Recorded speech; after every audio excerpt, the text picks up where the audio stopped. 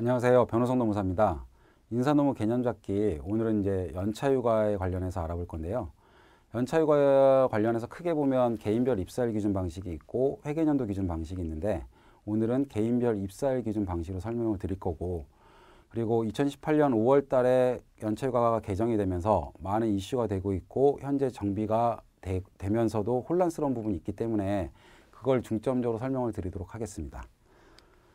연차휴가에 대한 개정법 내용을 설명드리기 전에 가장 기본적으로 연차휴가가 어떻게 구성되어 있는지 기본 내용을 잠깐만 살펴보고 1년 미만자의 개정법에 따른 부여 방식을 중점적으로 설명을 드릴 건데요. 먼저 연차휴가는 부여하는 방식에 있어서 크게 보면 두 가지로 구분이 됩니다. 1년 미만 근로자한테 부여하는 1개월 단위로 부여하는 1일, 그 다음에 매 1년마다 부여하는 가장 기본적인 연차휴가 방식, 이 두 가지가 되는데요. 1년 미만 근로자한테는 1개월에 하나씩 부여를 하고요. 그 다음에 1년 이상 근로자한테는 매 1년에 대해서 기본 휴가로는 1년에 15일 플러스 이 15일 플러스 가산휴가라고 해서 근속연수 2년에 대해서 1일씩 추가로 부여하는 가산휴가가 있습니다. 그래서 최초 만 1년이 됐을 때는 15일이고요. 두 번째 해에도 15일인데 세 번째와 네 번째 해에는 1일씩을 가산해서 16일, 16일로 가는 제도, 이게 연차휴가를 부여하는 방식이고요. 그 다음에 연차휴가를 그 기산점, 최초의 기준일을 뭘로 잡느냐에 따라서 입사일을 기준으로 하는 방식이 있고요. 획일적으로 적용하는 방식이 있는데 오늘은 이 입사일을 기준으로 하는 방식에 대해서 살펴보도록 하겠습니다. 그 다음에 연차휴가는 사용을 하는 걸 기간을 얼마를 줘야 되느냐? 연차휴가는 무조건 1년을 보장을 해줘야 됩니다. 연차휴가가 발생한 날로부터 최소한 1년 동안은 사용할 수 있게 해주고, 그리고 그 1년의 기간 동안 사용하지 못한 휴가가 있다면 그 부분에 대해서는 미사용 수당을 지급하게 됩니다. 이 1년을 사용해 준다는 개념, 이거는 굉장히 중요한 내용이라서 머릿속에서 놓치기 쉽거든요. 여러분들이 한 번만 염두에 두시고 연차휴가는 1년 동안 사용해 주는 게 중요한 거네 라는 걸 한 번만 인지를 하고 오늘 수업을 한번 들어주시기 바랍니다. 이제 구체적으로 1년 미만자한테 휴가를 부여하는 방식을 설명을 드릴 건데, 먼저 2018년 5월 29일 날 법이 개정되기 이전의 방식을 설명드리고 어떤 게 개정됐는지 그 이후에는 어땠는지를 설명을 드릴게요. 16년 7월 1일 날 입사한 근로자가 있다면 이 근로자는 최초 1년이 되는 날인 17년 7월 1일 날 연차휴가가 15개가 발생을 하죠.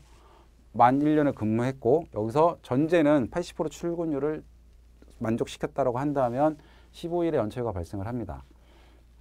근데 법이 개정되기 전에는 이 1년 미만 기간 동안에 총 1년 동안에 11개의 휴가가 발생을 했어요. 월 단위로 만근을 했다면 7월 1월 입사했으니까 8월, 9월, 10월, 11월, 12월 이렇게 해서 발생을 하고, 또 이쪽에서도 1월, 2월, 3월, 4월, 5월, 6월까지 해서 총 11개가 발생을 했어요. 근데 개정법 이전에는 이 11개는 가불 개념이었어요. 가불. 얘를 땡겨 쓸 수 있는 1년이 지나면 발생하는 이 15개 연차휴가를 이 1년 미만 기간 동안 연차가 하나도 없으니까 휴가를 쓸 수 없는 건 근로자의 생활의 안정성, 건강에 대한 그 보존, 이런 측면에서 이 연차휴가를 땡겨 쓸 수 있게 먼저 열어준 거예요. 다만 만 1년이 되는 시점에서 얘는 사라집니다. 이 시점에서 얘는 사라져요. 이게 이전의 제도였어요. 그래서 연차휴가는 이때 만약에 이 1년 미만 기간 동안 연차휴가를 사용했다면 이 만 1년이 되는 시점에서 요 A라는 기간의 사용일수를 차감을 했어요. 그래서 A라는 근로자가 요 기간 동안에 5개를 썼다. 그러면 마이너스 5일이 돼서 실제 여기서 15개가 발생을 하는 게 아니라 10일만 발생하는 게 이전법 제도였고요. 만약에 이 기간에 하나도 안 썼다. 그러면 15개가 발생을 하는데 얘는 사라지는 거예요. 그래서 이 1년이 되는 이 시점에 발생하는 총 연차휴가는 개정법 이전에는 15일이에요. 얘를 썼다면 여기서 차감할 거니까 결국 15개가 되는 거고, 하나도 안 썼다면 얘는 그대로 사라지니까 결국 15개예요. 최초 1년이라는 기간 동안에 총 발생하는 연차는 15개였다. 이게 개정법의 이전 내용입니다. 그럼 이제 어떤 게 바뀌었냐? 제60조 3항이 삭제가 됐는데 60조 3항의 내용이 이겁니다. 지금 보시는. 근데 이 내용이 뭐 어려운 말이 써 있죠. 근데 결론은 이 내용은 뭐냐면 최초 1년이라는 기간, 최초 1년 동안 쓴 휴가가 있다라면 최초 1년에 발생하는 15일에서 빼고 그때 쓴 게 없다라면 저 1년 기간 동안 발생한 휴가를 포함해서 15일이다. 결국은 이 얘기는 해석하면 아까 제가 최초 1년 동안에 A라는 휴가는 가짜 휴가, 가불 휴가라는 표현을 말씀드렸잖아요. 결국은 만 1년이 되는 시점에서 빼버리는 선불 개념의 가불 개념의 연차 휴가였다라는 내용이 있었는데 얘를 없앴어요. 2018년 5월 29일자로.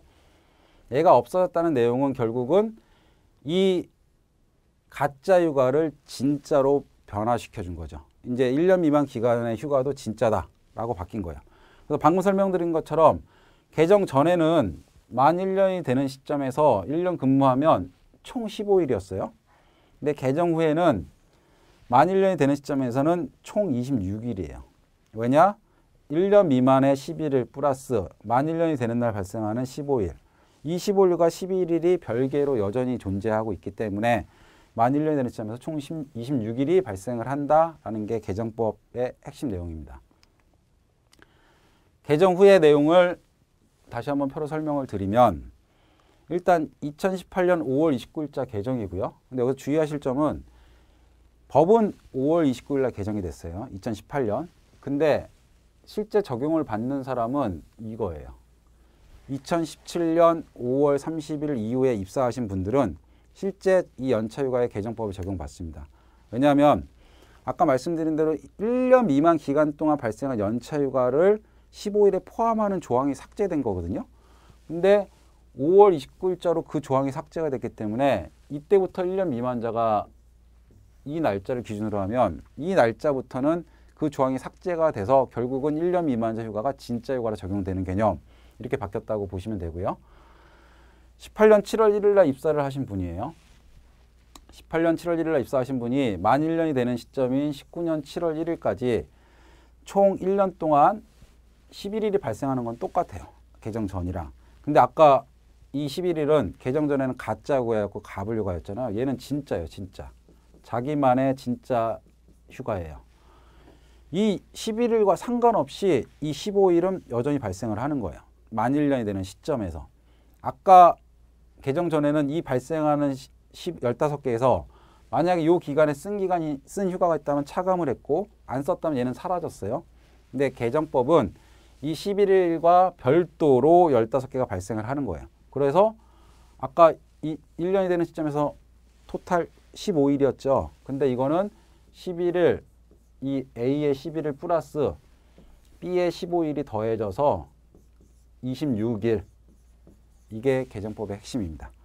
여기서 하나만 주의해서 또 말씀을 드리면 1개월 단위로 발생하는 이 휴가들 있잖아요. 18년 8월 1일부터 9월 1일에서 쭉쭉쭉 발생하는 이 휴가를 총 11일의 휴가를 미사용 수당을 언제 줘야 되느냐 이거 한 번만 고민을 해보세요. 제가 이제 들었던 질문 중에 18년 8월 1일, 9월 1일, 10월 1일 쭉쭉 발생을 하면 19년 6월 1일까지 총 11개가 발생을 하는데 이 11개의 휴가를 안 쓴 게 있다면 이 15개가 발생하기 전에 여기서 수당을 줘버리겠다. 19년 7월 1일 날. 이거 불가능합니다.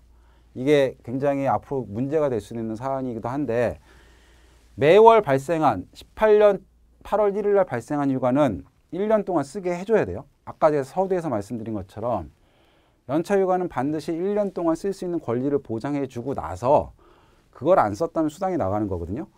그럼 18년 8월 1일 날 발생한 휴가는 여기 19년 7월 31일까지 쓸 수가 있잖아요. 여기까지 쓸 수 있는 기간을 보장해 줘야 돼요. 근데 여기서 갑자기 수당을 줘버리면 요 쓸 수 있는 권리를 빼서 박탈하는 거거든요. 그래서 수당을 아무리 준다고 해도 기본적으로 연차 휴가를 쓸 수 있는 연차 휴가 청구권은 1년이 보존되고 나가야 되기 때문에 이때부터 매달 하나씩 미사용한 수당이 있다면 다시 월별로 수당이 지급되는 게 원칙입니다. 정리해서 말씀을 드리면 이 최초 1년 동안 월별로 하나씩 발생하는 휴가가 있고요. 이 발생한 휴가는 그 월별로 1년을 따져서 다음 연도 2년차 때 매월 안 쓴 게 있다면 수당이 지급되어야 되는 게 원칙이다. 이거를 모아서 여기 1년에 발생하는 15개가 발생하는 시점에서 수당으로 지급을 하는 것은 안 된다라는 걸 반드시 염두에 두시고 연차휴가를 관리를 하셔야 됩니다. 여기까지 해서 제가 오늘 연차휴가에 대한 개정법 내용 위주로 설명을 드렸고요.